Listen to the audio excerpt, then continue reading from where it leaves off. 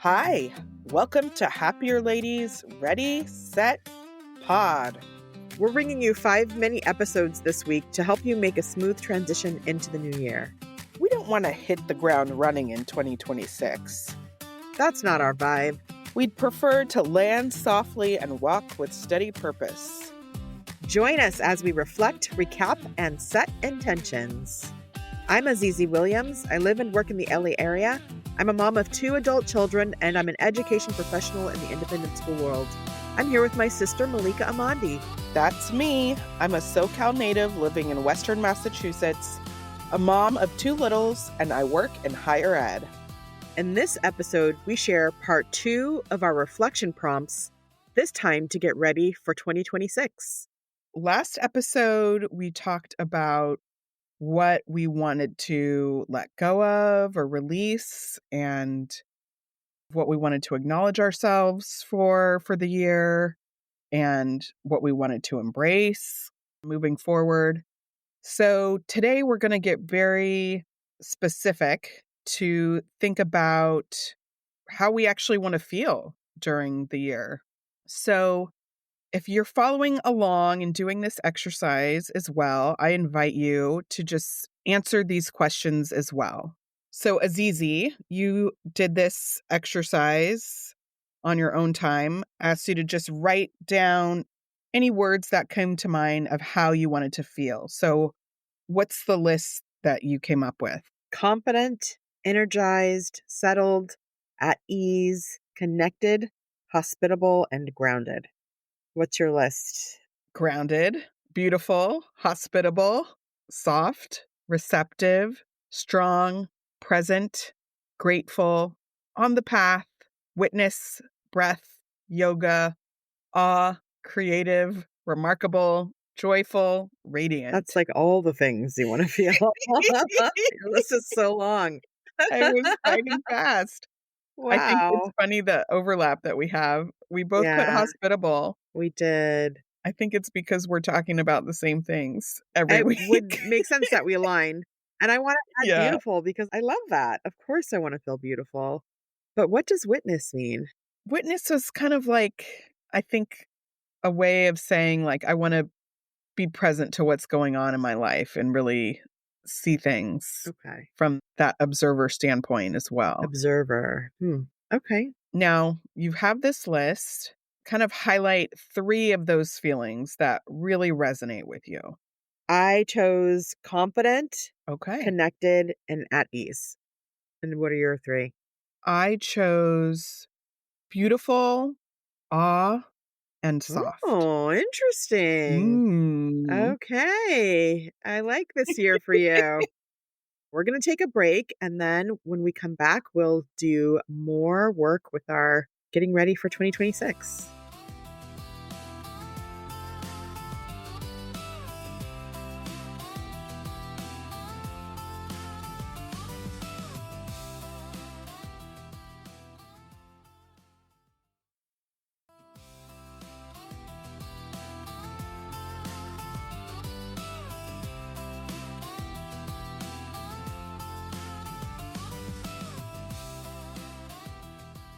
All right, we are back.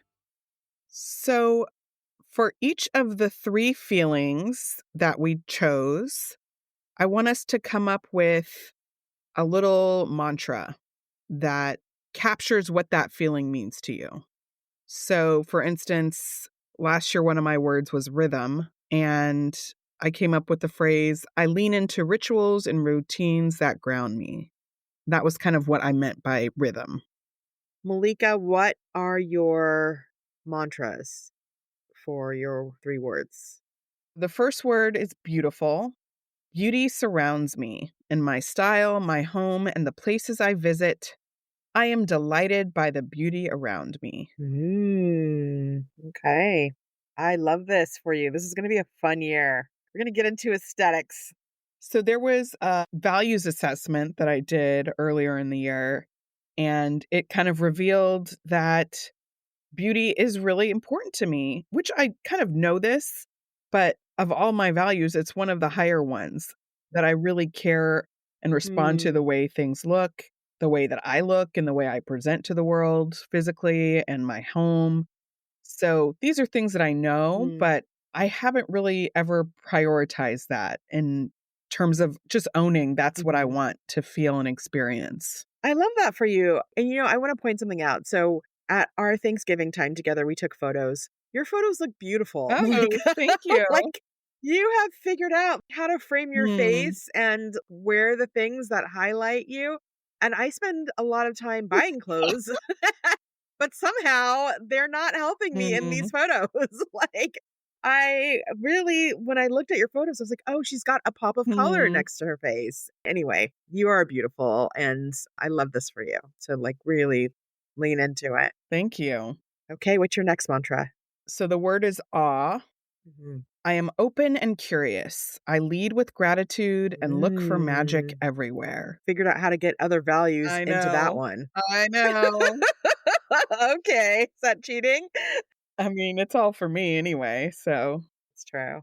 So this is about, this is the yoga kind of accepting what is and choosing Mm, to be positive about it and kind of trusting what is. And the magic is really about being open to whimsy and coming from a grateful place. This is about, I think, a lot of the tension I experience around parenting a toddler, just parenting in yeah. general. There are things that are hard and uncomfortable and new, and I keep needing to remind myself, like, this is what I want.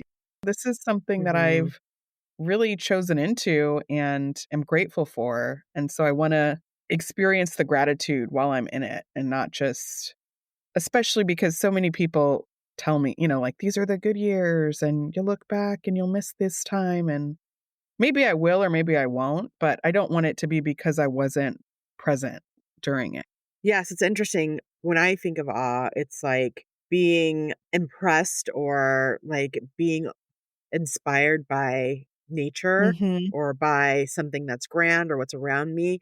But the way that you're talking about it, it is about being present and being in the moment and being mindful. And that's wonderful because, of course, those things that you're talking about related to parenting will Right. pass, Yeah. right? So it does not last Yeah. forever. There's good things about that and there's hard things about that. And so being in the moment and recognizing how special it is great for you. Okay, and your last mantra. So the word is soft. Mhm. I give hugs and I'm huggable. I receive and absorb that which gives me life. Hmm, that's fun. I realized, I talked about this in the last episode that a lot of this past year, I felt like I was bracing for something because I knew a Mm, baby was going to come out of my body somehow. yeah, that's And weird. there was a lot of tension, not knowing how all of that was going to unfold. And that was just one element of feeling like hard and tough. But Yeah. I would like to lean more into just letting that kind of exterior go and being really soft and gentle, like with myself. This is also about the way I interact with my kids and wanting to be like a warm, soft place for them. And Mm, also to just experience the like sensual pleasure of soft things and just being a little bit mm. more receptive and open to receiving the things that I like. Well, you are in a family that loves hugs. Like your Yes. oldest son is Yeah. quite a hugger. He loves cozy and soft things and snuggling. And yeah, you guys can have fun with that. All right, Azizi, what is your first word and mantra? So my first word is confident. And I thought about like pithy, like catchy mantras that I can Great. remember and repeat easily. So for confident, my mantra is I have everything I need to succeed. Hmm. I love it because it's got like a little rhyming thing in there. And it's just a reminder that I have so many tools and skills and can solve You problems. can. I can. And I tend to get not overwhelmed, but just worried Mhm. and anxious about can I do this? And can I lead this? Mhm. Will people believe me? So this is a good mantra for me to remember that I have everything I need to succeed. That's great. It's funny because I think from the outside, people might think that you wouldn't need this mantra, but you're human too. Yeah. I think it's great that you are giving yourself language to feel the way that you wanna feel. Yeah, I'll give you a little example. We're starting a new division at my school. We're starting a TK program. And there have been calls or, some folks have said, "Oh, who are you going to hire? Who's going to be the expert on early education?" And I kind of fretted about that for a moment. And then I remembered I have an early childhood education certificate. Like I spent 10 years working in preschools. Oh, the expert is me, actually. Yes. It took me a while to really Yes. access that. And why did that take so long? Because when people question me or doubt, I can be quick to Right. also go there. So this is going to be really helpful mantras. Have to do Yeah. new I things, love this. You are the expert. right? Yes. My next word is connected, and my mantra is power and Mm. partnerships. And I will disclose that I consulted ChatGPT a bit Okay. for this one. Which is Also fine, fine. right? Again, because it's for me, and I really wanted something pithy and short, and so I put into ChatGPT, like, "I'm thinking about these words, and I need a reminder about the importance of Mm. being connected."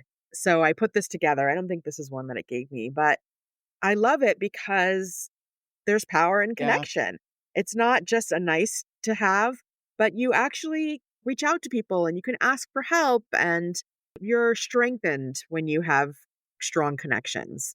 And so that's just a reminder to put the effort in to connect and to invest in connections because that there's power there. Do you feel like this is mainly thinking about your professional spheres or just your whole No, just my whole life, and I've life? been telling stories, towards the end of the year, I started to push myself actually, was it on my list? It was on my 26 for 26 list to connect with others in my role, and that was me trying to push myself to be proactive, and now that I'm in this empty nest phase, it's kind of the same thing. It's like, okay, now socially, I need to push myself Mm. to connect with people not related to work necessarily, or with people related to work who I want to continue to Mhm. pursue outside of work. There's a value in putting myself out there, I guess is Great. And what's the final one? the final one is at ease. Mm. That's the value, at ease. I don't react, I relax. Oh, that's a good one. All of us, that's the human nature when something happens or when you feel a threat to try to fix it or to react to it. And after the fact, you maybe realize, "Oh, I didn't Mhm. really need that reaction," or maybe that was too big or too much or too fast.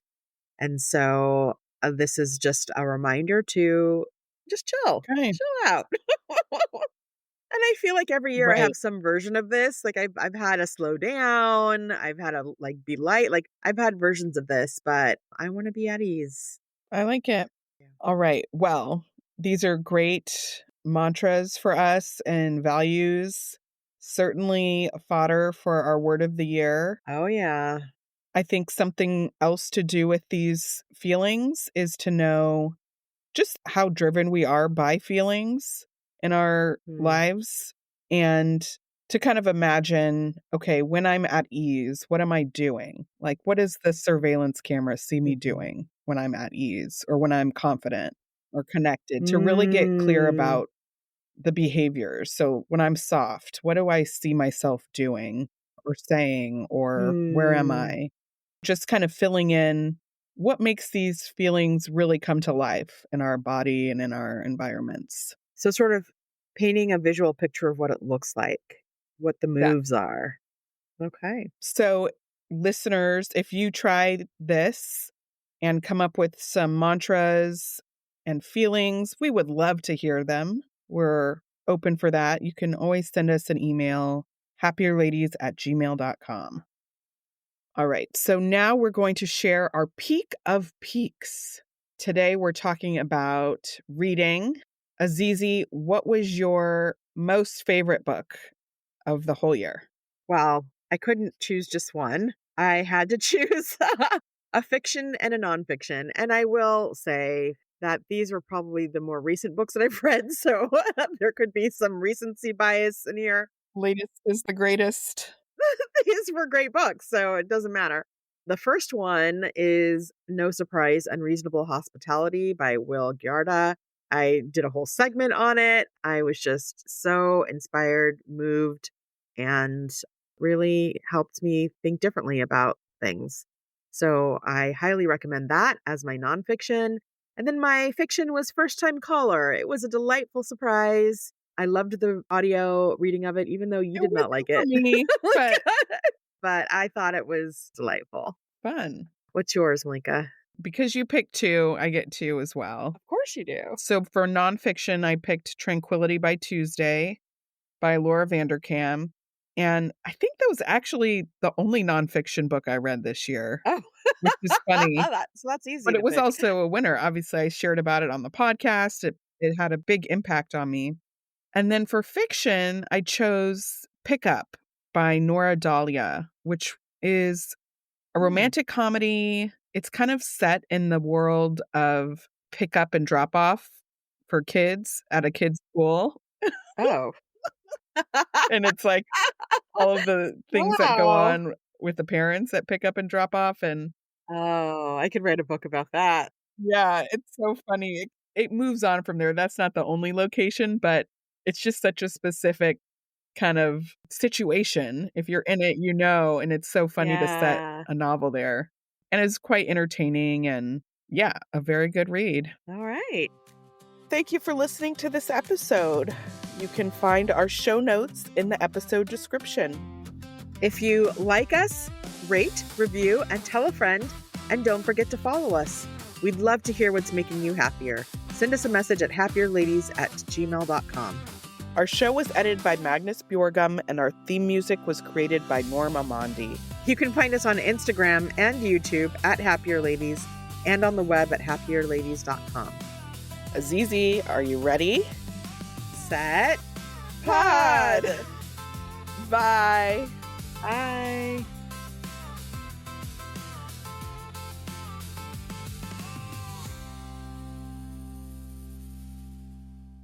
Yes, well, I remember the ritual release and renew and reflect. Oh boy. What's the order? This podcast is part of the Sound Advice FM network. Sound Advice FM, women's voices amplified.